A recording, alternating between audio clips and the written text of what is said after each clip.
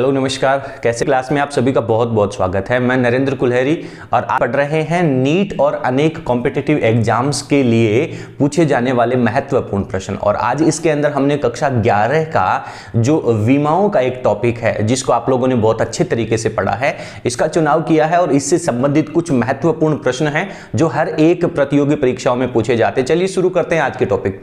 जैसा कि आपको स्क्रीन के ऊपर नजर आ रहा है कि एक इक्वेशन आपको दे रखी है, P plus A upon V square bracket V minus B equals to R T, जहां P जो है वो प्रेशर को यानी दाब को इंगित कर रहा है और V है वो आयतन को बता रहा है। सवाल ये कह रहा है कि इसके अंदर आपको कांस्टेंट नजर आ रहे हैं A एंड B, इनकी विमाएं क्या होंगी। इस तरह के बहुत सारे प्रश्न आपसे पूछे जा सकते हैं कि इक्वेशन देख करके और उसमें कुछ कांस्टेंट वैल्यू आपको कह देगा और उनकी विमाएं आपसे निकालनी है।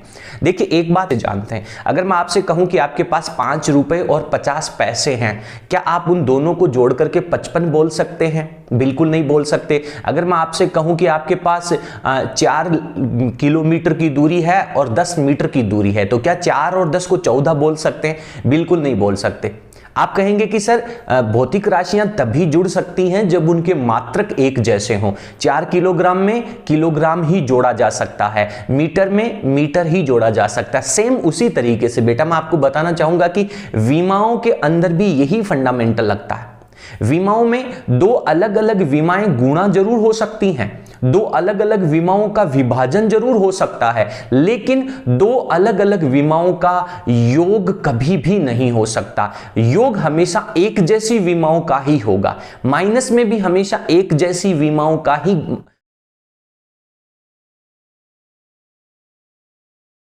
ऐसी संख्याओं का ही घटाना हो सकता है। जोड़ना और घटाना हमेशा एक जैसी विमाओं का ही होगा।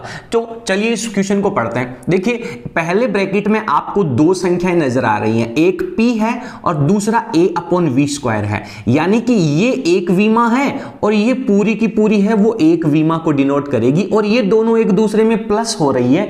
इसका मतलब सर ये विमा और इस भौतिक राशि की विमा समान होंगी क्योंकि दोनों आपस में जुड़ रही हैं। इसी तरीके से इस ब्रैकेट में जब आप देखेंगे तो V है उसमें से B माइनस हो रहा है, यानी यहां पे जो भौतिक राशि है वो की वही भौतिक राशि यहां पे होनी चाहिए, तभी इन दोनों का माइनस हो सकता है। तो ऐसे प्रश्नों में आपको क्या करना है कि एक भौतिक राशि जब दूसरी भौतिक राशि में जुड़ रही है तो विमाओं के लिए आप यहां पे लिख सकते हैं विमाओं की दृष्टि से। आपको लिखने की जरूरत नहीं है, आप तो ऑब्जेक्टिव प्रश्न सॉल्व करेंगे ना। तो विमाओं की दृष्टि से अगर आप देखेंगे तो P की जो विमा है वो आपकी A अपॉन वी स्क्वायर की विमा के बराबर होने वाली है। P क्या है? बहुत अच्छे से कह रहा है कि दाब है सर। दाब क्या होता है? दाब होता है सर F अपॉन एरिया, बल बटा क्षेत्रफल, और ये है आपके पास A अपॉन वी स्क्वायर। ठीक है, आपको किसकी विमा चाहिए? A की विमा चाहिए। तो बेटा ये जो V स्क्वायर है इसको आप दूसरी तरफ भेज दो, तो आपके पास हो जाएगा sir F upon area into में V square equals to A। अब आप इसको सॉल्व कर लो। F क्या है? बल। बल की विमा क्या होती है sir? M1 L1 T minus 2 बटा में क्या है? एरिया। एरिया की विमा क्या होती है सर? L2। आयतन, इसकी विमा होती है L3, लेकिन इसके ऊपर बेटा स्क्वायर लगा हुआ है तो इसका भी आपको स्क्वायर लगाना होगा, that is equals to A हो जाएगा। अपन आगे चल लेते हैं, इसको सॉल्व कर लें। क्या हो जाएगा?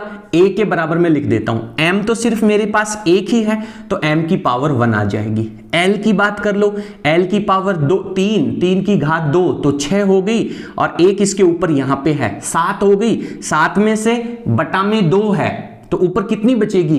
L की पावर 5 रह जाएगी। और T में कितना बेटा? T की पावर -2 है। तो आपके पास जो A आएगा उस A की विमा है वो ये हो जाएगी। बहुत आसान सा प्रश्न है, अगर आपको इसका तरीका पता चल जाता है तो कैसा भी क्वेश्चन क्यों ना डाल दिया जाए आप बहुत आसानी से सॉल्व कर सकते हैं। चलिए सर B की विमा की भी बात कर लेते हैं। तो B कहां आ रहा है सर? V माइनस B आ रहा है। तो जब अपन इसको विमाओं की दृष्टि से देखेंगे तो V की विमा that is equals to B की विमा, क्योंकि दोनों एक दूसरे में से माइनस हो रही हैं तो चाहे प्लस हो या फिर माइनस हो विमाएं हमेशा समान होनी चाहिए। तो v क्या है, v तो आयतन है और इसके आगे b है और कोई भौतिक राशि है ही नहीं, तो डायरेक्ट v की विमा लिख दीजिए आप, m तो 0 आ जाएगा और आयतन की विमा L3 और T0, this is equals to b, ये आपके पास b की विमा आ जाती है। उम्मीद करता हूं कि आपको ये प्रश्न बहुत अच्छे से समझ में आया होगा। अगर आपको ये क्वेश्चन समझ में आया हो तो प्लीज आप वीडियो को लाइक जरूर करें और आप सभी से अनुरोध है कि जो भी आपके संपर्क में कॉम्पिटिटिव एग्जाम्स की तैयारी करने वाले स्टूडेंट हैं, प्लीज उनके साथ वीडियो का लिंक जरूर शेयर करें। इसके बाद में चलिए एक और क्वेश्चन अपन सॉल्व करते हैं और उसके बाद में एक क्वेश्चन मैं आप लोगों को एक्सरसाइज के लिए दूंगा, उसका आंसर आपको कमेंट सेक्शन में लिखना है। अगला प्रश्न संख्या 2 है, आपसे कह रहा है कि किसी पार्टिकल का, किसी कण का, किसी वस्तु का वेग v बराबर alpha T plus beta upon gamma plus T है। ये वेग के बराबर में एक इक्वेशन दे रखी है। सवाल कह रहा है कि इसमें जो स्थिरांक आ रहे हैं अल्फा, बीटा एंड गामा, ये अल्फा यहां नजर आ रहा है, ये बीटा है और ये यहां पे गामा है, इन तीनों की विमाएं लिखिए। ठीक है, चलिए शुरू करते हैं। तो आपको पता है कि सर लेफ्ट हैंड साइड में वेग है और राइट हैंड साइड की जो पूरी वैल्यू है वो भी वेग के बराबर ही होगी, और अगर इसके बीच में प्लस आ रहा है इसका मतलब ये वैल्यू एंड ये पूरा फंक्शन, ये दोनों एक दूसरे में ऐड हो रहे हैं, जुड़ रहे हैं, इसका मतलब इन दोनों की विमाएं भी बराबर होंगी। और जोड़ने के बाद में यानी इसकी जो विमा है वही विमा इसकी है और ये दोनों प्लस होकर के वेग को रिप्रेजेंट कर रहे हैं। यानी सीधी सीधी बात ये बेटा कि ये जो फंक्शन है वो भी वेग के बराबर है और ये जो फंक्शन है वो भी वेग के बराबर है। मान लीजिए यहां पे कह दिया 5 रुपए और यहां पे कह दिया प्लस 3 रुपए, तो यहां पे क्या आएगा बेटा, 8 रुपए तो आएगा ना, 8 रुपए तो आएगा। तो ये भी रुपए है, ये भी रुपए है, तो ये भी रुपए ही होगा। तो कहने का मतलब इस फंक्शन की जो विमा होगी वो वेग होगी और इस पूरे फंक्शन की जो विमा होगी वो भी वेग होगी। क्लियर है? चलिए अपन इसको थोड़ा सा आगे सॉल्व कर लेते हैं। मैं इसको यहां से हटा देता हूं।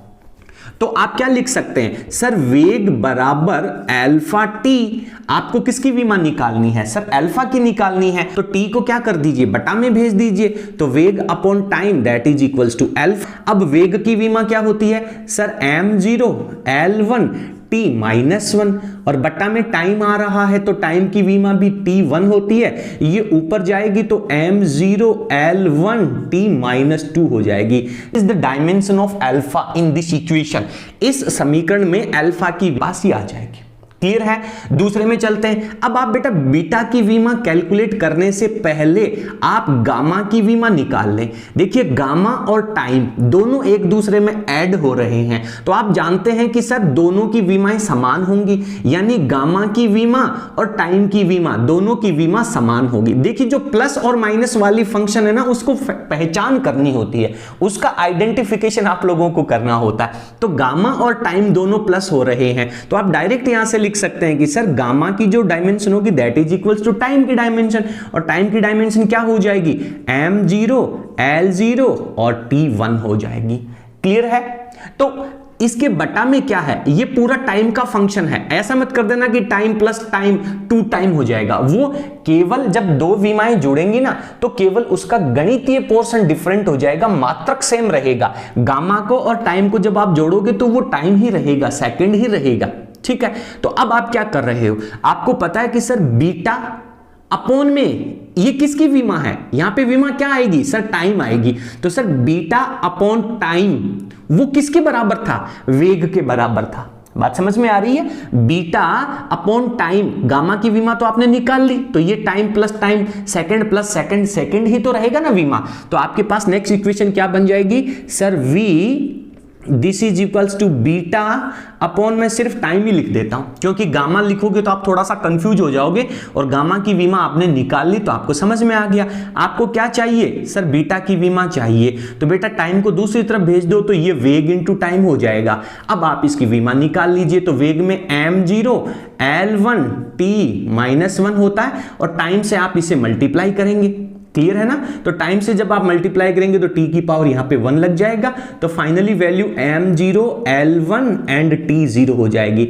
ये आपके पास बीटा की विमा आ जाएगी। तो इस तरीके से ये दो प्रश्न अपन लोगों ने सॉल्व कर लिए। उम्मीद करता हूं कि आपको यह प्रश्न भी अच्छे से समझ में आ गया होगा। आपको हमारा टीचिंग मेथड कैसा लगा, आपको हमारे कॉन्सेप्ट कैसे लगे, प्लीज कमेंट सेक्शन में आप जरूर लिखिएगा, क्योंकि आपके जो कमेंट्स होंगे ना वो ही हमें आगे की क्लासेस को कंटिन्यू करने के लिए मोटिवेट करेंगे। ठीक है, चलिए इसको आप फटाफट उतार लीजिए। एक और क्वेश्चन अपन सॉल्व करते हैं, उसके बाद में आगे चलते हैं। देखिए इसमें क्या हो रहा है, यहां पे लिखा हुआ है कि f है जो बल को रिप्रेजेंट कर रहा है। तो इसके राइट हैंड साइड में आपके पास एक तो at है और एक bt स्क्वायर है, तो ये भी बल को रिप्रेजेंट करेगा और ये भी बल को रिप्रेजेंट करेगा। सवाल में कह रहा है कि a और b जो आपको नजर आ रहा है, इसको मैं यहाँ पे बीटा लिख देता हूं, a और बीटा ये जो कांस्टेंट आपको नजर आ रहे हैं, इनकी विमाएं हमें कैलकुलेट करनी है। तो बहुत सिंपल है sir, f is equals to आ जाएगा आपके पास at विमाओं की दृष्टि से। वैसे तो इसके अंदर बीटा टी स्क्वायर भी प्लस होना है, लेकिन विमाओं की यदि अपन बात करें तो ये इक्वल हो जाएगा। आपको a की विमा निकालनी है तो सर ये हो जाएगा f अपॉन t, बल की विमा m1 L1 t minus 1 L1 t minus 3 हो जाएगा। कैलकुलेशन बहुत आसान है, केवल आपको ये पहचान करनी जरूरी है कि कौन कौन सी दो भौतिक राशियों की विमाएं हैं वो एक दूसरे के बराबर होनी है। दूसरे फंक्शन में चल लीजिए, तो सर ये आपके पास हो जाएगा f is equals to beta T square. Similarly जब आप बीटा की वैल्यू निकालेंगे तो sir f upon T square, और डायरेक्ट आप लिख सकते हैं m1 L1 t की पावर -4। उम्मीद करता हूं कि आपको यह प्रश्न है वो अच्छे तरीके से समझ में आ गया होगा। लाइक करना ना भूलें। एक अंतिम प्रश्न जो आप लोगों को सॉल्व करना है और उसका आंसर है वो आपको हमें कमेंट सेक्शन में लिखना है।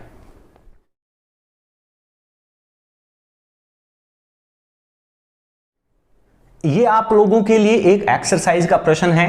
क्या कह रहा है देखिए, y बराबर a sine omega bracket x upon v minus k। ये आपको आइडिया लग गया होगा कि सर एक तरंग का विस्थापन समीकरण है। y बराबर a साइन ओमेगा t वाला जो फंक्शन होता है उसके समतुल्य एक इक्वेशन दे रखा है। तो सवाल कह रहा है कि इसमें जो x है और इसमें जो k है, इन दोनों की विमाएं आपको लिखनी है। तो मैं थोड़ा सा हिंट आप लोगों को दे देता हूं सो दैट आपको थोड़ा सा आइडिया लग जाएगा, इजी लगेगा। तो y बराबर इसका आदर्श समीकरण होता है sir a sine omega into T, यानी ये जो पूरा का पूरा फंक्शन है वो किसको रिप्रेजेंट कर रहा है, टाइम को रिप्रेजेंट कर रहा है। और इसमें एक वैल्यू ये है और एक वैल्यू ये है, ये दोनों एक दूसरे में से माइनस हो रहे हैं, इनका मतलब इन दोनों की विमाएं क्या होंगी, समान होंगी। तो इसकी भी विमा इस पूरे की और इसकी विमा किसके बराबर होगी, t के बराबर होगी। आप मेरे को कमेंट सेक्शन में x के बराबर में और k की जो विमाएं हैं वो लिख करके कमेंट जरूर लिखेंगे। चलिए आज की क्लास में इतना ही, बहुत बहुत धन्यवाद, थैंक यू।